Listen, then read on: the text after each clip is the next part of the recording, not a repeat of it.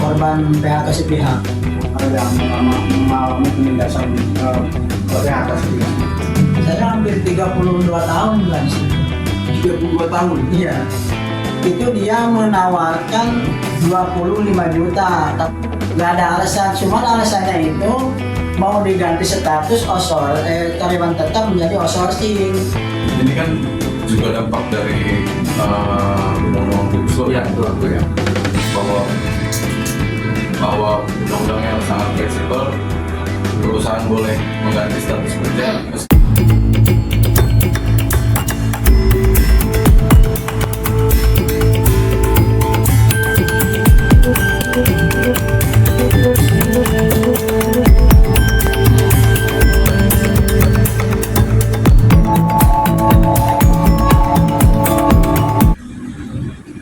PHK adalah momok bagi buruh yang sangat mengerikan bagi buruh. Banyak kasus PHK yang terjadi dan hari ini kita akan sudah kedatangan tamu yang kawan-kawan ini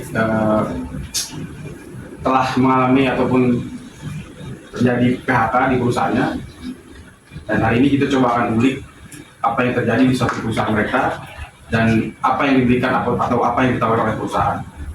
Dan kita coba perkara dulu ya. Dari mana nih kawan-kawan nih? Oke, perkenalkan nama saya Uci. Saya dari pengurus Federasi Serikat Buruh Karya Utama dan Federasi Serikat Nasional. Oke. Saya bersama kawan-kawan yang mengalami penindasan langsung ke atas pihak. Saya Endang dari SBB PT Geraha Bernama yang korban PHK sepihak. Oke, Bapak? Saya Paulus dari PT Geraha Bernama juga yang mengalami penindasan PHK sepihak. Oke, kita nggak usah terlalu tegang ya, ngobrol santai aja. Dan kita coba akan ulik lah, ataupun kita coba ngobrol apa sih sebenarnya yang terjadi gitu. Dan kawan-kawan mulai dari kerja dari tahun berapa, kemudian sudah berapa tahun, upahnya berapa, dan akhir hari ini kawan-kawan hadir di sini juga mengenai PHK. Kita akan coba bicara lagi ya, atau penindasan apa yang dilakukan oleh perusahaan. Nah sebetulnya apa nih yang terjadi sebetulnya awal mulanya? Saat ini yang karyawan di PT Geraha Bernama itu mengalami PHK sepihak dari pihak perusahaan, akan mengganti dari karyawan tetap akan mengganti status menjadi outsourcing. Oh, jadi karyawan pekerja tetap gitu ya? Iya. Kemudian mau diganti ke outsourcing. Nah, terus? Itu menurut pengacara dari pihak perusahaan, yaitu awalnya siapa itu? Minta disebut siapa? Kuasa hukum dari perusahaan? Iya. Oke. Dia bilang waktu itu katanya mau penggantian status karyawan tetap menjadi karyawan tetap menjadi karyawan outsourcing. Nah, tetapi dia akan memberikan kompensasi di bawah undang-undang atau cipta kerja ataupun PP 35 tahun 2001 di bawah 0,5 katanya. Pertamanya itu. Ya kami tanya kan waktu itu komusnya dari mana, kata saya perhitungan seperti itu. Sedangkan kan ini kan perusahaan bukan masalah bangkrut, bukan masalah nggak ada order, tapi perusahaan kan masih berjalan. Saya bilang begitu ke, cuman pertemuan pertama kali itu nggak lama gitu. Oh gitu. Tapi sebelum langsung itu kan tadi langsung di ini ya, istilahnya dipanggil lalu kemudian ditawarkan mau diganti outsourcing. Ya. Tapi sebelum itu belum ada komunikasi ataupun dipanggil lah istilahnya ya? Belum ada. Oh, belum. Nah, ini perusahaan produksi apa sih Pak? Produksi sebenarnya itu macam tangki, tower gitu. Yang buat di rumah, tangki air gitu ya? Enggak, ini ada yang dulu kalau ada yang dibuat di rumah juga, tapi sekarang produknya itu gede-gede banget gitu, buat kimia, buat apa gitu. Ekspor juga nggak? Enggak lokal, cuman itunya itu pelanggannya itu perusahaan-perusahaan yang cukup besar macam Freeport, Smelting, apa Indobarat. Sekarang order masih jalan itu yang buat ke Unilever gitu. Perusahaan-perusahaan supplier ke perusahaan besar gitu ya. Kalau kawan-kawan sendiri udah berapa lama kerja di situ? saya hampir 32 tahun Pak di situ. 32 tahun. Iya. Tahun belum masuk dulu tahun 92. 92. Iya. Saya mau berapa itu ya? 92 sekarang ya 32 tahun ya. Iya. Nah, terus kalau upahnya gimana?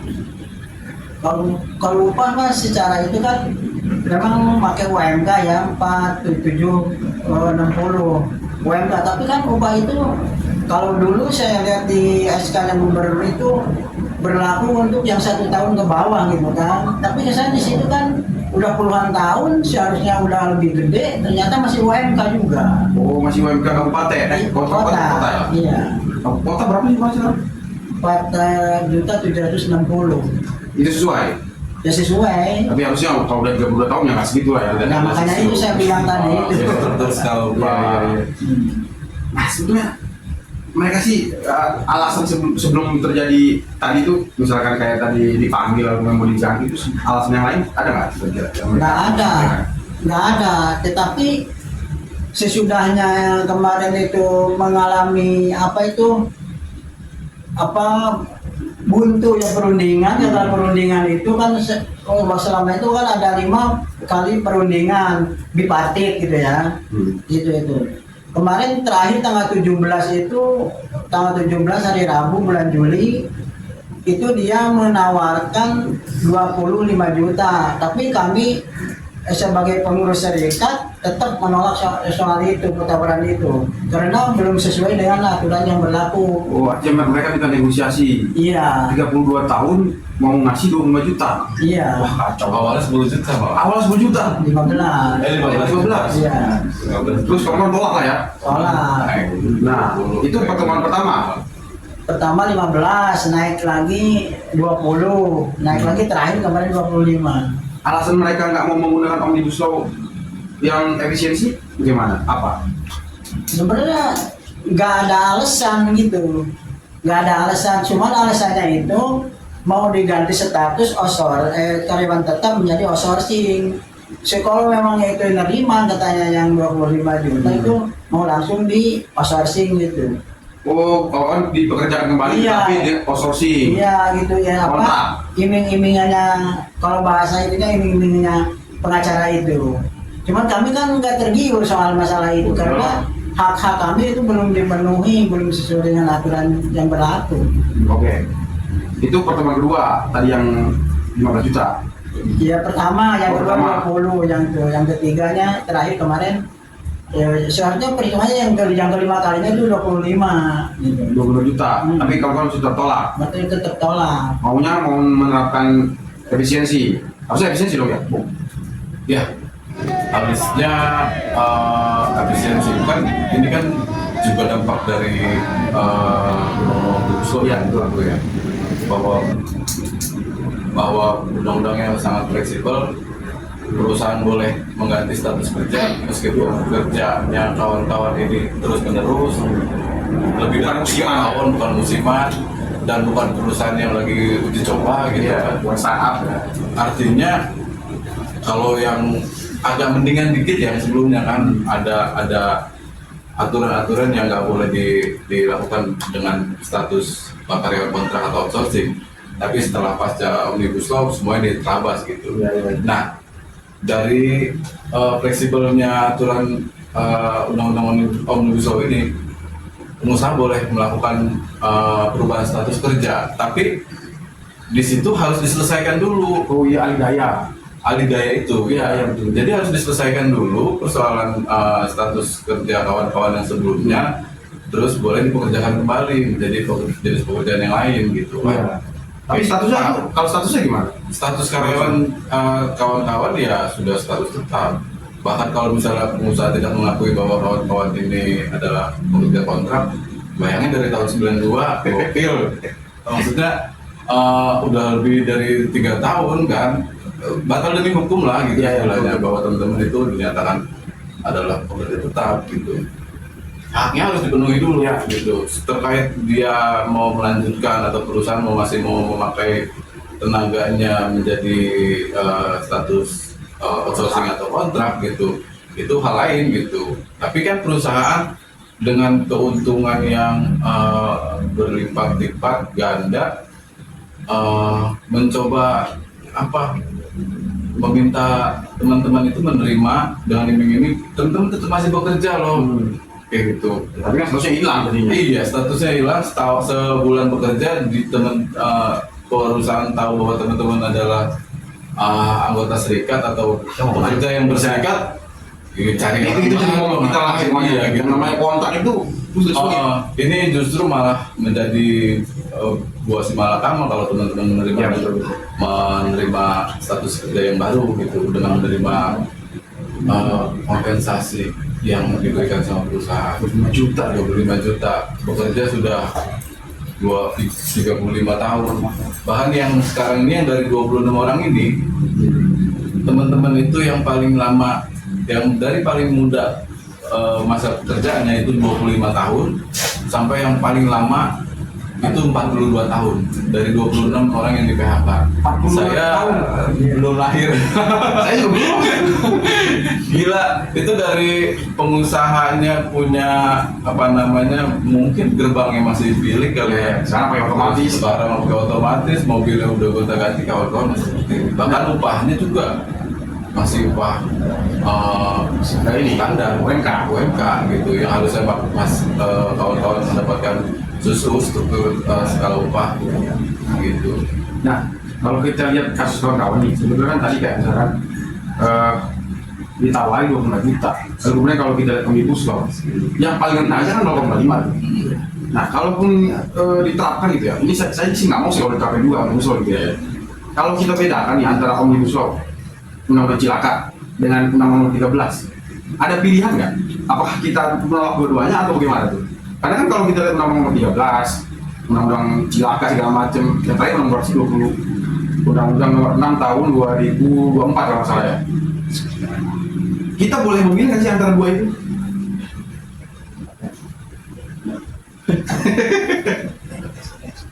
PHK itu kan kita tahu sendirilah kenapa kita selalu menyebut kejahatan kemanusiaan, Ya, bahwa kawan-kawan yang selama ini bekerja, dia tidak tahu dunia luar bagaimana mencari uang di tempat lain gitu. Bahkan dari bujangnya sampai dengan sekarang punya cucu gitu. ya. Kawan-kawan diupah, kerja di situ terus diupah gitu. Tiba-tiba diputus hubungan kerjanya, kan kebingungan gitu. Ya. Kalau bicara mau milih yang mana ya tentu dua-duanya enggak. Dua-duanya juga. Enggak.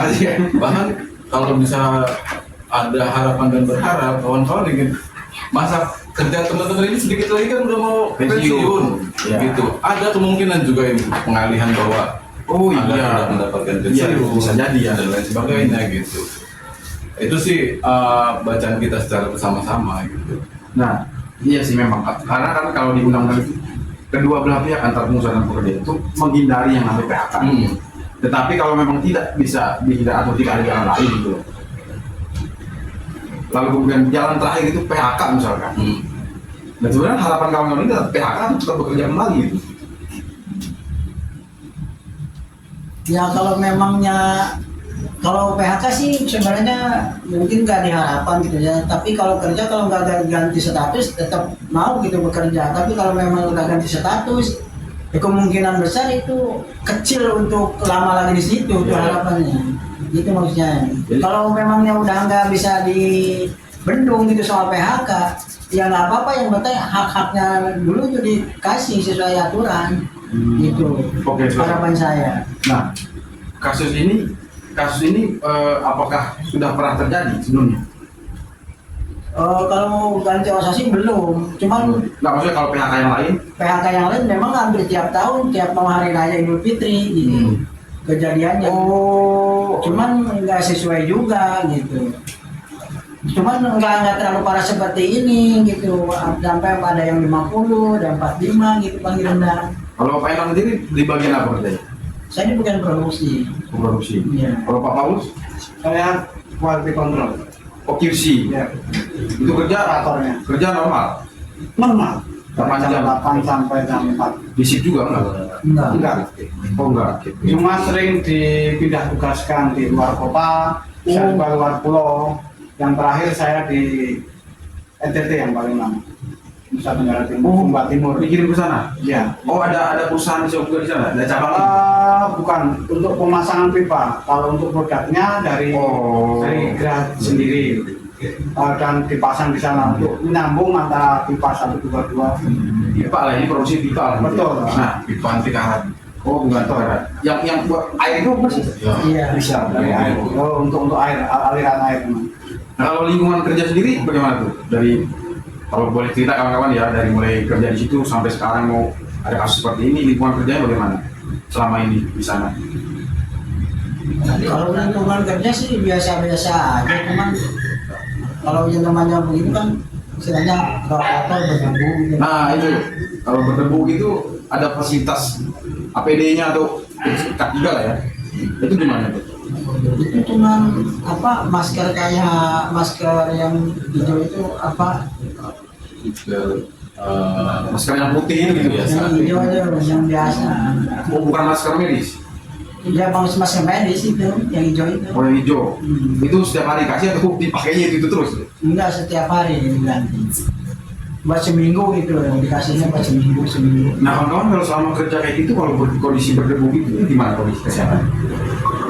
Kalau yang diproduksi lah? Kalau yang saya juga quality control, tapi kadang-kadang kan saya juga berkecimpung hal itu di produk itu, karena produk itu kan bahan bakunya resin.